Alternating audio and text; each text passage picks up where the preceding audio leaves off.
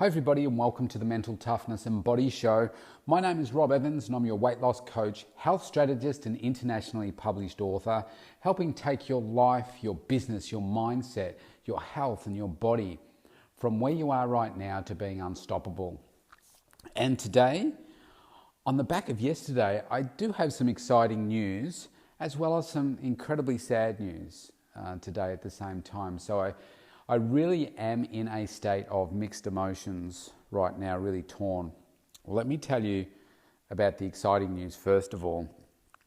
And that is, since yesterday, an announcement that we are allowed to open up into public spaces again, I have picked up 13 new sessions just in 5 hours, and they're still accumulating as I speak. There's been so much activity, and my day today has been back to back from 6 a.m. this morning, and I'm just getting a little break now. It's early afternoon. I'm kind of heading towards mid-afternoon here in Melbourne, Australia on a Monday, and my day has just been completely blown out from where it normally has been over the last 2 months, which has been a lot more freer time to be able to, work on growing the business and doing those things that I've wanted to during COVID, as opposed to, coaching the clients and doing what I'm doing right now. Obviously, what I do is creating this environment so that more people will come, and this is the fruits of that labour. I just didn't expect it to all come boom in one big batch just like that in as little as a few hours. Like literally within 60 minutes of me sending out the first communication message to people were like screaming for services. They're like, no, I want in now, I want in now, I want in now. And they've started at 6 a.m. the next day. It's like, wow, that's how keen people are to get moving again and get their bodies back. So it's from that perspective, it is really, really exciting. On the very sad note is that during one of my sessions today, I was doing a stream session and I had people in the park with me as well as I was streaming to a number of others, and I had a phone call from my solicitor, and I couldn't take the call because I was streaming a live session and everything, and I sent him a quick message and said, look, if it's an emergency, I can call you now, but if not, I'll call you after the session. He said, yeah, call me afterwards. And when I called him, he told me that one of he's a mutual friend and business colleague, and he's also a client of mine.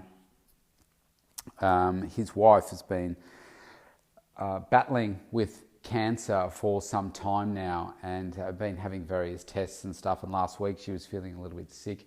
I saw him on Thursday, and unfortunately, I saw him via Zoom on Thursday, and unfortunately the medication that she was taking was having an impact on her heart, and she's sadly suffered a heart attack overnight and early this morning, and has passed away. And I haven't had an opportunity to talk with him directly. You can only imagine what it's like with being surrounded with family and everything in the hospital. He's still at the hospital, as I understand it, just dealing with things. So I had to leave a heartfelt message for him, and so hopefully I'll get to speak to him in the next 24 hours or so, because we aren't allowed to visit. And you're only allowed here for funerals, it's a maximum of 5 people. So that's really, really tough, given that there's more than 5 people in his family. I'm not sure how they're going to cope with that, but just at a time when you really need your family around you, not to be able to have your friends as well. He's a very much loved, popular person in the community as well. Really lovely fellow who would be there for you in a moment if you needed it, and it's really hard that you can't be there for him. So the upside, if there can be one in instances like this, is the fact that she's no longer suffering And I'm sure you can all relate to this yourself. I remember seeing my mum suffering for a long time with illness. She died of ovarian cancer. My dad being in the aged care facility, and eventually a stroke took him, but the dementia effectively killed him. And it's just sad to just lose a loved one. But when it's your soulmate, the person that you've spent most of your life with, to lose them at such a young age, she was only in her 50s, I think early to mid 50s, that's really, really tough. But what it does do also is, the message I left for Alan was that at least she's no longer suffering, and she's at peace now, not having to. Chemotherapy is so horrific. I've never experienced it, and hopefully never will. But people just get so incredibly sick. It's horrible. So from that perspective, at least she's not suffering, and I guess my mate Alan, he's now in a position where he can start to grieve and start to recover, because often, as I was talking to him about, everybody talks about the cancer sufferer, but the people that are caring for the cancer sufferers often get forgotten in all this, and the toll that it takes mentally, emotionally, physically on those people often gets lost in this whole thing. And I think he can now start to rebuild, repair over time, to just recover from the loss. And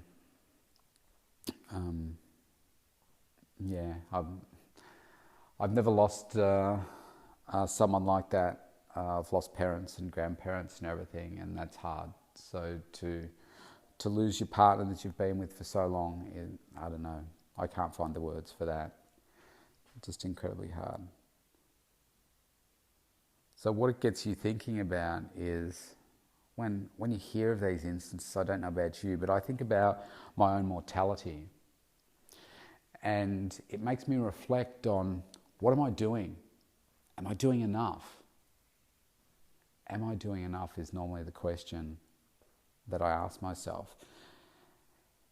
And for those of you that perhaps know me well, what do you think the answer is that comes back? No, you're not.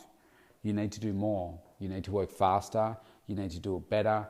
You need to get better outcomes. You need to put your head down further, and you need to knuckle down. You need to do things smarter. You need to get more outputs. You need to just keep pushing forward. You need to build more relationships. You need to keep working harder than you are right now, and smarter. Not necessarily longer hours, because I work damn hard now and long hours, but I think working smarter, and that's what I reflect on. Because I think I made a decision about a decade ago where I said, I don't want to get to the end of my life and then, I don't know, you imagine yourself in a place, whether it's in a hospital or you're lying down or whatever, and you're reflecting, or before that moment you think, man, this could happen any time now and I'm gone. And I didn't want to be sitting there asking myself the question, what if I had have done this? What if I used to be a chartered accountant? What if I stayed a chartered accountant? And what if I didn't follow my dream to run my own business, to work in health and fitness and to change people's lives that way? What if I hadn't done that? What if I hadn't have decided to, I know this sounds harsh, but left my marriage? What if I hadn't decided to do that? What if I hadn't have done these other huge things that I've now done in my life, like write a book? What if I hadn't have done that? And I thought, it's probably 20 years ago, I don't want to be sitting there thinking that. So I need to make these really tough decisions. I need to work harder than I've ever worked before, so that I don't ask what if, and I can say, look at what I've done. Look at this is my legacy. And these podcasts are a part of that.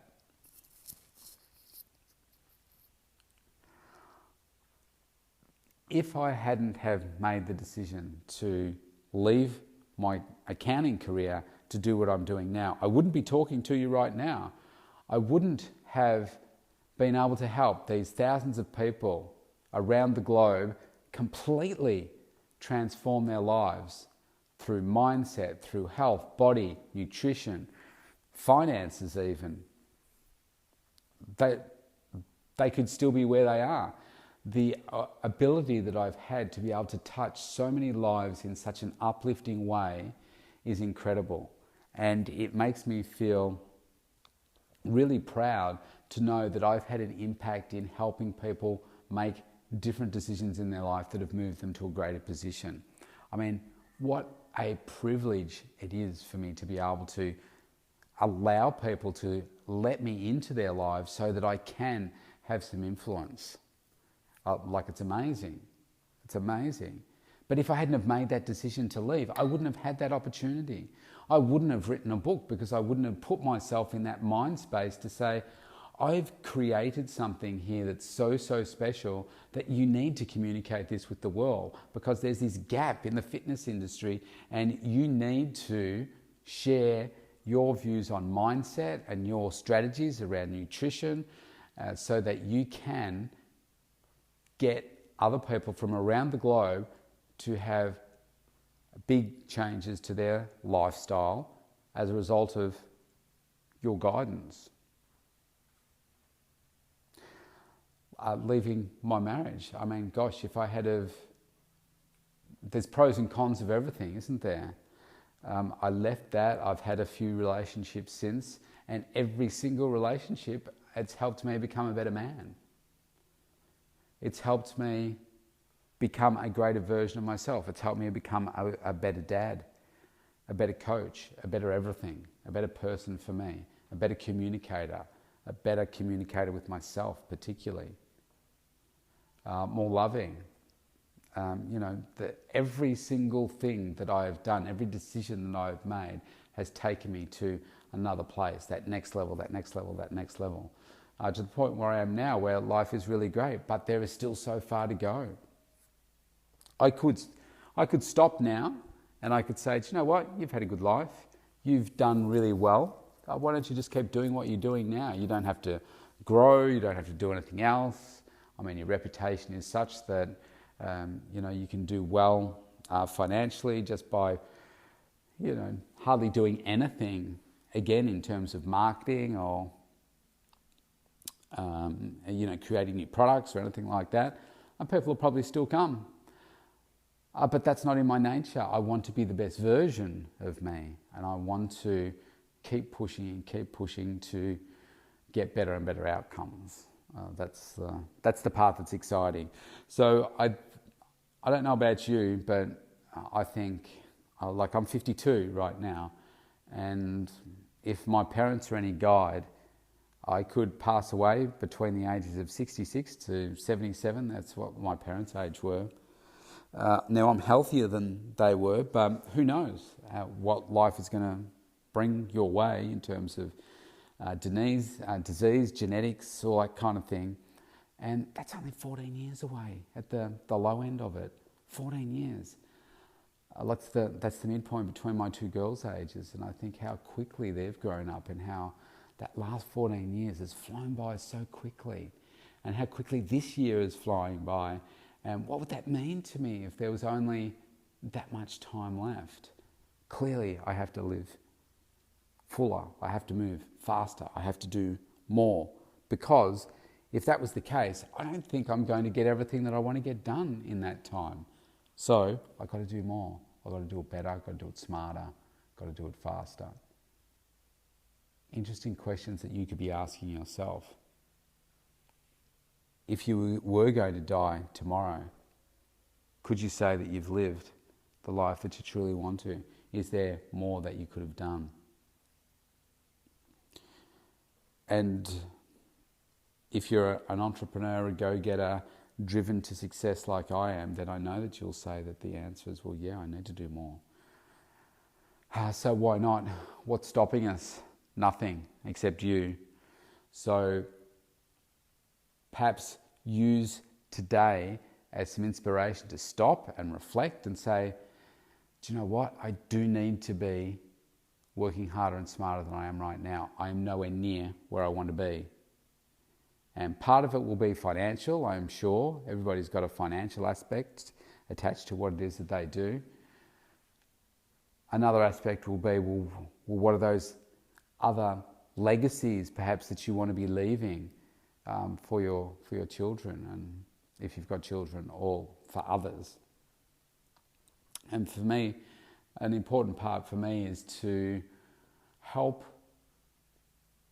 my kids become happier versions of themselves so that they can do whatever it is that they want to do in their life and be further ahead than I got, happier perhaps than I was, so that they can live really fulfilled lives and be able to solve any problem that comes their way, be resilient, strong adults and beautiful, loving people that make a difference in the world. And I think if I do that, then I can say, do you know what, I've done my job. I've helped all these thousands of people. I'm leaving a legacy behind to help others way beyond when I'm gone. Hence the reason for creating this podcast, for also creating my online program, creating my book, doing all those things so that you can leave that path behind you for people to follow and to be able to continue to change their lives long after you are gone forever.